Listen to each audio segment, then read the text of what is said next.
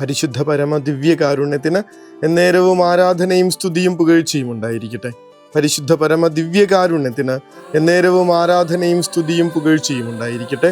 പരിശുദ്ധ പരമ ദിവ്യകാരുണ്യത്തിന് എന്നേരവും ആരാധനയും സ്തുതിയും പുകഴ്ചയും ഉണ്ടായിരിക്കട്ടെ. 138 സങ്കീർത്തനമാണ് ഇന്നത്തെ പ്രതിവചന സങ്കീർത്തനം. കർത്താവെ, ഞാൻ വിളിച്ചപേക്ഷിച്ച നാളിൽ അവിടുന്ന് എനിക്ക് ഉത്തരമരുളി. അതിനോട് ചേർന്ന് തന്നെ പോകുന്നൊരു വചനമുണ്ട്. അവിടുന്ന് എൻ്റെ ആത്മാവിൽ ധൈര്യം പകർന്ന് എന്നെ ശക്തിപ്പെടുത്തി. കർത്താവെ, ഞാൻ വിളിച്ചപേക്ഷിച്ച നാളിൽ അവിടുന്ന് എനിക്ക് ഉത്തരമരുളി. എൻ്റെ ആത്മാവിൽ ധൈര്യം പകർന്ന് അവിടുന്ന് എന്നെ ശക്തിപ്പെടുത്തി. സുവിശേഷത്തിലെ കർത്താവ് പറയുന്ന കാര്യം അതുതന്നെയാണ്. ചോദിക്കുവിൻ നിങ്ങൾക്ക് ലഭിക്കും, അന്വേഷിക്കുവിൻ നിങ്ങൾ കണ്ടെത്തും, മുട്ടുവിൻ നിങ്ങൾക്കായി തുറക്കപ്പെടും. അത്രയ്ക്ക് ഉറപ്പ് കർത്താവ് തരുന്നുണ്ടേ. നിങ്ങളൊന്ന് ചോദിക്കുക. ഒന്നാമത്തെ വായനയിലേക്കൊന്ന് പോകണം. അപ്പോൾ എല്ലാം കൂടി കൂട്ടി വായിക്കുമ്പോൾ നമുക്ക് ആ വലിയൊരു ബോധ്യത്തിലേക്ക് പ്രവേശിക്കാൻ പറ്റും. എസ്തേർ രാജ്ഞിയാണ്. ഇസ്രായേൽ നാടിനെ രക്ഷിക്കാനായി രാജ്ഞിയായി മറ്റൊരു രാജാവിൻ്റെ കൊട്ടാരത്തിലേക്ക് ചെല്ലുമ്പോൾ ഒരുപാട് പ്ലാനുകളും പദ്ധതികളൊക്കെ ഉണ്ട്. പക്ഷെ അതിനൊക്കെ നടുവിൽ നിന്ന് ഈ എസ്തേർ രാജ്ഞി കർത്താവിൻ്റെ അടുത്ത് ചെന്ന് പറയുന്നുണ്ട്, ഇതൊന്നും നടക്കുന്നില്ല എന്ന തോന്നലിലാണ്. അതാണ് ആദ്യത്തെ വചനം നമ്മളെ ഓർമ്മപ്പെടുത്തുന്നത്. എസ്തേർ രാജ്ഞി മരണതുല്യമായ ഉത്കണ്ഠയ്ക്ക് അധീനയായി. കാരണം ഉദ്ദേശിച്ച് വെച്ചതുപോലെയൊന്നും കാര്യങ്ങൾ പോകുന്നില്ല. പിന്നെ ഉള്ളത് കർത്താവിൻ്റെ പക്കൽ അഭയം തേടാന്നുള്ളതാണ്. ഉത്കണ്ഠയോടുകൂടെ കർത്താവിങ്കിലേക്ക് ഓടി അവൾ ഇസ്രായേലിൻ്റെ ദൈവമായ കർത്താവിനോട് പ്രാർത്ഥിച്ചു. എൻ്റെ കർത്താവെ, അങ്ങ് മാത്രമാണ് ഞങ്ങളുടെ രാജാവ്. അങ്ങല്ലാതെ മറ്റൊരു തുണയില്ലാത്ത ഏകയായ എന്നെ സഹായിക്കണമേ.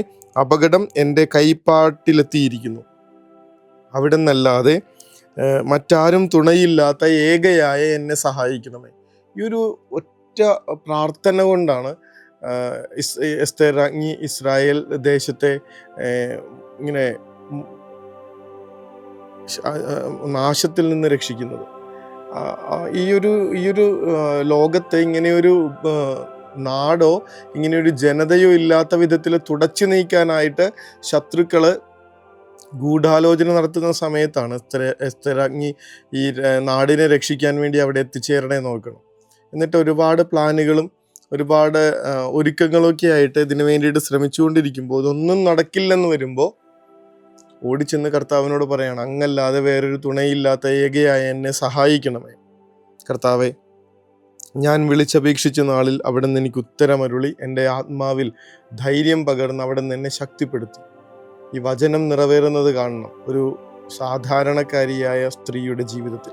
കർത്താവ് അതാ പറഞ്ഞിരിക്കുന്നത്. നിങ്ങൾ ചോദിക്കുക, നിങ്ങൾക്ക് ലഭിക്കും, അന്വേഷിക്കുക, കണ്ടെത്തും, മുട്ടുവിൻ നിങ്ങൾക്ക് തുറന്നു കിട്ടും. എത്രയോ തവണയാണ് ഇങ്ങനെ കർത്താവിൻ്റെ മുൻപിൽ ചെന്ന് നമ്മൾ നിന്നിരിക്കുന്നതെന്നൊന്ന് ആലോചിച്ച് നോക്കണം.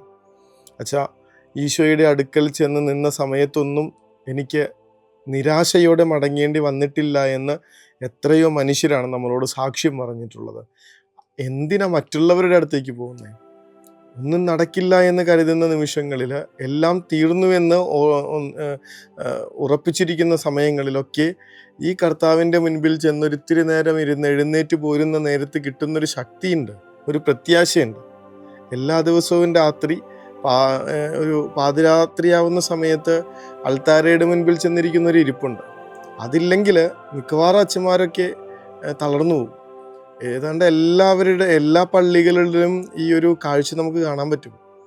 പാതിരാത്രിയൊക്കെ ആകുമ്പോഴേക്കും ഈശോയുടെ അൾത്താരയുടെ അടുത്ത് ചെന്നിരുന്ന് പ്രാർത്ഥിക്കുന്ന, മുട്ടിന്മേലോ കമിഴ്ന്നു കിടന്നോ കർത്താവിൻ്റെ മുൻപിൽ ഇങ്ങനെ ആശ്രയത്തിന് വേണ്ടി യാചിക്കുന്ന, സഹായത്തിന് വേണ്ടി കേഴുന്ന അച്ഛന്മാരെയൊക്കെ അനുഭവം ഉള്ളതുകൊണ്ടും കണ്ടിട്ടുള്ളത് കൊണ്ടും സ്വന്തം അനുഭവമായതുകൊണ്ടൊക്കെ പറയാണ്, അതിൻ്റെ ബലം കൊണ്ടാണ് ഓരോ ദിവസവും മുന്നോട്ട് പോയിക്കൊണ്ടിരിക്കണേ.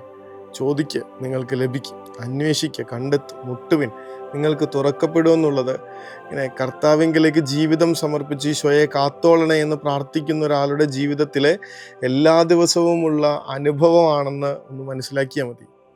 നമ്മളൊന്ന് ആലോചിച്ച് നോക്ക്. നമ്മളുടെ കഴിവ് കൊണ്ട് സാധിക്കില്ലെന്ന് നമുക്ക് ഉറപ്പുണ്ടായിരുന്ന പല കാര്യങ്ങളും ഈ ചോദിക്കലിലൂടെ നമുക്ക് ലഭിച്ചിട്ടുള്ളതാണ്. നമ്മുടെ ജീവിതം തന്നെ മിക്കവാറും ഇങ്ങനെ മുന്നോട്ട് പോയിക്കൊണ്ടിരിക്കുന്നത് ആ കർത്താവിൽ ആശ്രയം വെച്ച് ജീവിക്കുന്നത് കൊണ്ട് തന്നെയാണ്. കർത്താവെ, ഞാൻ വിളിച്ചപേക്ഷിച്ച നാളിൽ അവിടുന്ന് എനിക്ക് ഉത്തരമരുളി. എൻ്റെ ആത്മാവിൽ ധൈര്യം പകർന്ന് അവിടുന്ന് എന്നെ ശക്തിപ്പെടുത്തി. ഈ ശക്തിയോടും ഈ ബലത്തോടും കൂടെയാണ് നമ്മളോടൊപ്പമുള്ളവരും നമ്മൾ തന്നെയും മുന്നോട്ട് പോയിക്കൊണ്ടിരിക്കുന്നത്. ഈ കുറച്ച് നാൾ മുൻപ് അമ്മാമ്മയെ ഓർത്തതാണ്. അതേ അമ്മാമ്മയെക്കുറിച്ചുള്ള ഓർമ്മയാണ് ഇപ്പോഴും വരണേ. ഈ എങ്ങനെയാണ് ഇത്രയും പെൺമക്കളെയൊക്കെ അമ്മാമ്മ ഒറ്റയ്ക്ക് കെട്ടിച്ചു വിട്ടതെന്ന് ഞാൻ ആലോചിച്ച് നോക്കാറുണ്ട്. എങ്ങനെയാണ് ഒരു തറവാടിനെ ഇങ്ങനെ ഒറ്റയ്ക്ക് മുന്നോട്ട് കൊണ്ടുപോയതെന്ന് ഓർക്കാറുണ്ട്.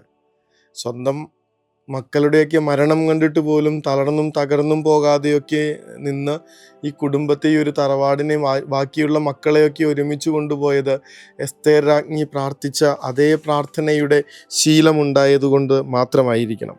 കർത്താവെ, അങ്ങ് മാത്രമാണ് ഞങ്ങളുടെ രാജാവ്. അങ്ങല്ലാതെ മറ്റൊരു തുണയില്ലാത്ത ഏകയായ എന്നെ സഹായിക്കണമേ. തിരുഹൃദയത്തിൻ്റെ മുൻപിൽ നിന്ന് അമ്മാമ്മ ഈശോയെ നോക്കി പ്രാർത്ഥിക്കുന്ന രീതി കണ്ടിട്ടുണ്ട്. അത് ഒരുപാട് കാലങ്ങൾക്ക് മുമ്പ് കണ്ടിട്ടുള്ളതാണ്. പക്ഷെ എത്ര വർഷങ്ങൾ കഴിഞ്ഞാലും അത് മാഞ്ഞു പോകാത്ത വിധത്തിൽ തീക്ഷ്ണതയോടെ കർത്താവിൻ്റെ പക്കലേക്ക് സർവവും സമർപ്പിച്ചിട്ടുള്ള ഒരു നോട്ടവും നിൽപ്പുമാണത്. കർത്താവെ, അങ്ങല്ലാതെ മറ്റാരും തുണയില്ലാത്ത ഏകയായ എന്നെ സഹായിക്കണം. കർത്താവിൻ്റെ വാഗ്ദാനമാണ്. ചോദിക്ക്, നിങ്ങൾക്ക് ലഭിക്കും. അന്വേഷിക്ക്, നിങ്ങൾ കണ്ടെത്തും. മുട്ടുവിൻ, നിങ്ങൾക്കായി തുറക്കപ്പെടുക തന്നെ ചെയ്യും. കർത്താവ് അതിനുശേഷം പറയുന്ന കാര്യമുണ്ട്, നിങ്ങളുടെ സ്വർഗസ്ഥനായ പിതാവ് തന്നോട് ചോദിക്കുന്നവർക്ക് എത്രയോ കൂടുതൽ നന്മകൾ നൽകും. ചോദിച്ചാൽ മതി. എൻ്റെ അപ്പനോടെന്ന കണക്ക് ജീവിതം മുഴുവൻ സമർപ്പിച്ച് ചോദിക്കുമ്പോൾ ഈ സങ്കീർത്തന ഭാഗം ഉള്ളിലിങ്ങനെ സൂക്ഷിച്ചു വെച്ചേക്കുക. ഞാൻ വിളിച്ചപേക്ഷിച്ച നാളിൽ കർത്താവെ, അവിടുന്ന് എനിക്ക് ഉത്തരമരുളി എൻ്റെ ആത്മാവിൽ ധൈര്യം പകർന്ന് അവിടുന്ന് എന്നെ ശക്തിപ്പെടുത്തി. ആശീർവാദത്തിനായി മുട്ടിന്മേൽ നിൽക്കുമ്പോൾ കർത്താവിൻ്റെ പക്കലേക്ക് ജീവിതം സമർപ്പിച്ചുകൊണ്ട് പരിപൂർണമായി ആശ്രയിക്കാം. തമ്പുരാൻ പ്രവർത്തിക്കട്ടെ. തമ്പുരാൻ നമ്മളുടെ ജീവിതത്തിലേക്ക് അനുഗ്രഹങ്ങൾ വർഷിക്കട്ടെ. വിശ്വാസത്തോടുകൂടെ മുട്ടിന്മേൽ ആശീർവാദം. കാരുണ്യമേ, അനന്ത സ്നേഹമേ, പരിശുദ്ധ പരമദിവ്യ കാരുണ്യമേ, അനന്ത സ്നേഹമേ.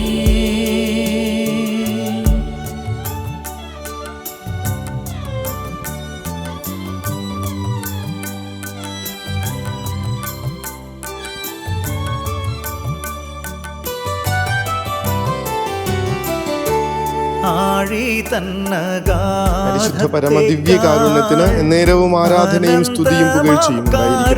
പരിശുദ്ധ പരമദിവ്യ കാരുണ്യത്തിന് എന്നേരവും ആരാധനയും സ്തുതിയും പുകഴ്ചയും ഉണ്ടായിരിക്കട്ടെ.